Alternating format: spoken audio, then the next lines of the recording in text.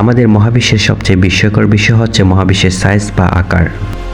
আবার মহাবিশ্বের এই বিষয়টি হচ্ছে সবচেয়ে হতাশার বিষয়। মহাবিশ্বের সাইজের কারণে মহাবিশ্ব নিয়ে সম্পূর্ণ জ্ঞান অর্জন করা সম্ভব নয়।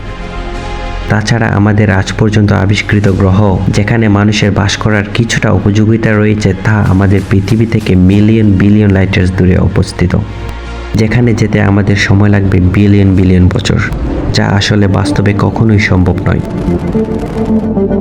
তাছাড়া আমাদের সবচেয়ে কাছের গ্যালাক্সি অ্যান্ড্রোমেডার দূরত্ব হচ্ছে আমাদের পৃথিবী থেকে 2.5 লাইট ইয়ার্স।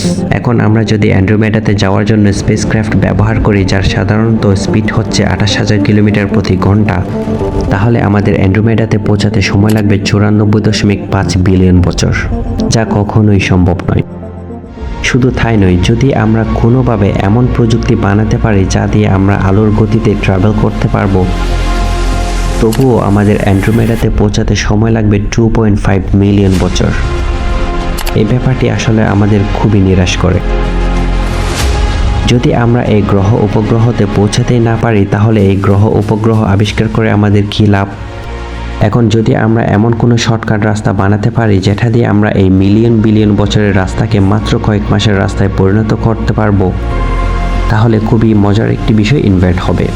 আর এই শর্টকাট রাস্তাকে বলা হয় ওয়ার্মহোল। মনে করুন চট্টগ্রাম এবং ঢাকার দূরত্ব হচ্ছে 207 কিলোমিটার। এখন কেউ যদি চট্টগ্রাম থেকে ঢাকায় যেতে চায়, তাহলে তার জন্য সবচেয়ে কাছের দূরত্ব হচ্ছে ঢাকা থেকে চট্টগ্রাম স্ট্রেট লাইন দিয়ে যাওয়া, যা হচ্ছে 207 কিলোমিটার। কিন্তু তাকে অবশ্যই 207 কিলোমিটার স্পেস অতিক্রম করতে হবে, আর তা অতিক্রম করতে যে কোনো ব্যক্তির গাড়িতে করে গেলে 5 থেকে 7 ঘন্টা লাগবে। এখন কেউ যদি বলে আপনাকে চট্টগ্রাম থেকে ঢাকা মাত্র 1 বা 2 মিনিটের মধ্যে যেতে হবে, তাহলে এটা কি বাস্তবে সম্ভব? আলবার্ট আইনস্টাইনের জেনারেল রিলেটিভিটির গাণিতিক ব্যাখ্যা আমাদেরকে বলে এটা বাস্তবে সম্ভব। মনে করুন এই কাগজের এখানে চট্টগ্রাম এবং এখানে ঢাকা। এখন চট্টগ্রাম আর ঢাকার দূরত্ব হচ্ছে 207 কিলোমিটার। এখন যদি আমরা এই কাগজটাকে এইভাবে বেঁকে দিই, তাহলে চট্টগ্রাম আর ঢাকার মধ্যবর্তী দূরত্ব অকল্পনীয়ভাবে কমে আসবে, যা হতে পারে কয়েক মিনিটের পথ বা স্পেস। কিন্তু তারপরও এখানে চট্টগ্রাম থেকে ঢাকায় কয়েক মিনিটের পথ দিয়ে যাতায়াত করা যাবে না। এই পথ দিয়ে যাত্রা করতে হলে আমাদের একটি ব্রিজ বা সিস্টেম থাকা দরকার, আর এই ব্রিজ বা সিস্টেমকেই বলা হয় ওয়ার্মহোল। অর্থাৎ দুটি ভিন্ন স্পেসের মধ্যবর্তী সংযোজক বা ব্রিজকে বলা হয় ওয়ার্মহোল।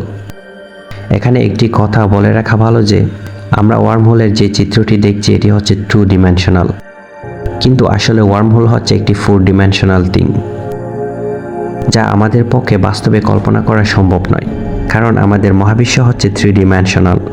ফলে 4 ডিমেনশন কেমন হবে তা আমরা কল্পনা করতে পারি না। ওয়ার্মহোল কি, কেমন এবং কিভাবে ওয়ার্মহোলকে আমরা কাজে লাগাতে পারি তা বুঝতে হলে আমাদেরকে যেতে হবে আলবার্ট আইনস্টাইনের জেনারেল রিলেটিভিটির থিওরিতে। যখন আলবার্ট আইনস্টাইন তার জেনারেল থিওরি অফ রিলেটিভিটি লেখেন, তখন তিনি এটাকে একটি সমীকরণের সেট আকারে লেখেন, আর এই সেট অফ ইকুয়েশনসকেই বলা হয় আইনস্টাইনস ফিল্ড ইকুয়েশনস। আইনস্টাইনের এই ফিল্ড ইকুয়েশন মোট 10টি আলাদা আলাদা ইকুয়েশন নিয়ে গঠিত। আইনস্টাইনের এই ইকুয়েশনসগুলো আমাদেরকে বোঝায় যে পদার্থ আর শক্তি স্পেস টাইমের বক্রতাকে কিভাবে প্রভাবিত করে। আইনস্টাইন বলেছিলেন, এই বিষয়টিকে বোঝার জন্য আপনি একটি স্পেস টাইমের চাদর চিন্তা করুন, যেখানে কোনো পদার্থ রাখলে চাদরটি বেঁকে যায়। এখন আমাদের মহাবিশ্বের বড় বড় গ্রহ, তারা, নক্ষত্রের ভরের কারণেও স্পেস টাইম বেঁকে যায়। এখন যে বস্তুর ভর যত বেশি হবে তার স্পেস টাইমের বক্রতাও তত বেশি হবে। এখন মজার বিষয় হচ্ছে আলবার্ট আইনস্টাইন নিজেই তার এই সমীকরণকে সম্পূর্ণরূপে ব্যাখ্যা করতে পারেন নাই, কিন্তু আইনস্টাইনের এই সমীকরণ আবিষ্কারের মাত্র 1 সপ্তাহ পর জার্মান ফিজিসিস্ট কার্ল শোয়ারচাইল্ড এর সূক্ষ্মভাবে ব্যাখ্যা দিতে সক্ষম হন। তিনি দেখাতে সক্ষম হন যে কী পরিমাণ ভরের কারণে স্পেস টাইমের বক্রতা কতটুকু এবং কিভাবে হয়। এখান থেকে বিজ্ঞানীরা প্রথম সিঙ্গুলারিটির ধারণা পায়। সিঙ্গুলারিটি হলো কোনো একটি বিশাল বরকে যদি একটি খুবই ক্ষুদ্র জায়গায় রাখা হয়, তখন তার স্পেস টাইমের বক্রতা এত বেশি হবে যে এর ভিতর পতিত কোনো বস্তুই এমনকি আলো পর্যন্ত ফিরে আসতে পারে না। কিন্তু তখনও ব্ল্যাক হোলের এই ধারণাটি শুধু ধারণা, অর্থাৎ তাত্ত্বিক থেকে যায়। এটিকে বাস্তবে প্রমাণ করতে আরও 100 বছর সময় লেগে যায়। 2019 সালে এসে বিজ্ঞানীরা প্রথম কোনো ব্ল্যাক হোলের ছবি ওঠাতে সক্ষম হন। আমি এখানে মূলত বলতে চাচ্ছি যে আইনস্টাইনের এই ফিল্ড ইকুয়েশনসের একটি সলিউশন হচ্ছে ব্ল্যাক হোল, যা বাস্তবে প্রমাণ হওয়ার 100 বছর আগে থিওরিটিক্যালি প্রমাণিত হয়েছিল। এখন কথা হচ্ছে এই ফিল্ড ইকুয়েশনসের ব্ল্যাক হোলের সলিউশনের মতো আরেকটি সলিউশন হচ্ছে ওয়ার্ম হোল। ওয়ার্ম হোলের বৈজ্ঞানিক নাম হচ্ছে আইনস্টাইন রোজেন ব্রিজ।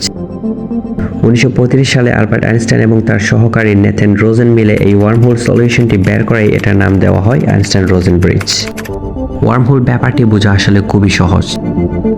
এক কথায় ওয়ার্ম হোল হচ্ছে আমাদের মহাবিশ্বের দুটি দূরবর্তী বিন্দু বা জায়গাকে কাছাকাছি আনার একটি রাস্তা বা ব্রিজ বা মাধ্যম। এক্ষেত্রে আমরা যদি একটি ব্ল্যাক হোলের অপর প্রান্তে একটি হোয়াইট হোল সংযুক্ত করি, তাহলে আমরা মহাবিশ্বের এক জায়গা থেকে অন্য জায়গায় যেতে পারবো। এখানে হোয়াইট হোল হচ্ছে এমন একটি ধারণা যা সম্পূর্ণ ব্ল্যাক হোলের বিপরীত, অর্থাৎ ব্ল্যাক হোল থেকে কোনো কিছুই বের হতে পারে না, আবার হোয়াইট হোলের ভিতর কোনো কিছুই প্রবেশ করতে পারে না। এখন যদি আমরা একটি ব্ল্যাক হোল এবং একটি হোয়াইট হোলকে কানেক্ট করি, তাহলে ব্ল্যাক হোল দিয়ে যা প্রবেশ করবে তা হোয়াইট হোল দিয়ে বেরিয়ে আসবে। কিন্তু এই ধরনের ওয়ার্ম হোল দিয়ে ট্রাভেল করা সম্ভব নয়, কারণ এই ক্ষেত্রে ব্ল্যাক হোল এবং হোয়াইট হোলের সংযোগস্থল খুবই দ্রুত সংকুচিত হয়ে বিচ্ছিন্ন হয়ে যাবে, ফলে ব্ল্যাক হোলের প্রবেশকৃত বস্তু সিঙ্গুলারিটিতে হারিয়ে যাবে। কিন্তু এছাড়া ওয়ার্ম হোলের আরও অনেক জ্যামিতিক মডেল রয়েছে যা ওয়ার্ম হোল দিয়ে ট্রাভেল করা অ্যালাউ করে। এক্ষেত্রে বেশ কয়েকটি বিষয় নিশ্চিত থাকতে হবে। এক, ওয়ার্ম হোল হলে এমন হতে হবে যার দুদিক থেকেই আসা যাওয়া করা যাবে, না হলে কোনো কিছু প্রবেশ করে আর ফিরে আসা যাবে না। 2, ওয়ার্ম হোলকে যথেষ্ট পরিমাণ প্রশস্ত হতে হবে, না হলে এর ভিতর দিয়ে যাতায়াত খুবই বিপজ্জনক হবে।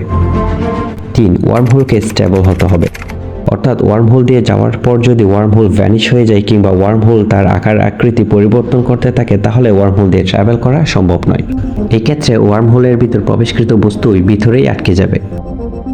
4, ওয়ার্ম হোলের ভিতর গ্র্যাভিটেশনাল ফোর্স থাকতে হবে একটি সীমার মধ্যে, কারণ আমরা জানি ব্ল্যাক হোলের ভিতর গ্র্যাভিটেশনাল ফোর্স থাকে খুবই পাওয়ারফুল, যার ফলে স্পেসক্রাফট মারাত্মকভাবে ড্যামেজ হতে পারে, এমনকি মানুষের মৃত্যুও হতে পারে। 5, ওয়ার্ম হোল দিয়ে ট্রাভেল করার সময়ের একটি সীমা থাকতে হবে, যেমন কয়েক মাস কিংবা কয়েক বছর। যদি এক গ্যালাক্সি থেকে অন্য গ্যালাক্সিতে যেতে কয়েক মিলিয়ন বা বিলিয়ন বছর সময় লেগে যায়, তাহলে ওয়ার্ম হোলের কোনো সার্থকতা থাকবে না।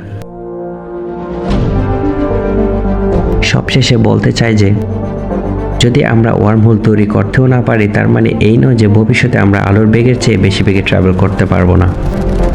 থিওরিটিক্যালি এই বিষয়ে আরও অনেক প্রপোজ আসছে, যার একটি হচ্ছে 1994 সালে মিগুয়েল আলখিবিয়ারের প্রস্তাব করা আলখিবিয়ার ড্রাইভ।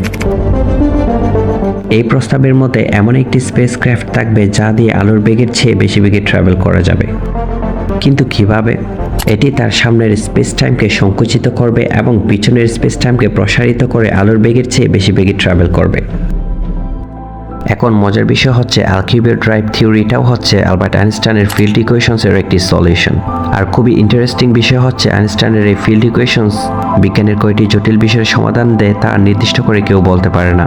বিজ্ঞানের অগণিত জটিল বিষয়ের সমাধান হচ্ছে আইনস্টাইনের এই ফিল্ড ইকুয়েশনস।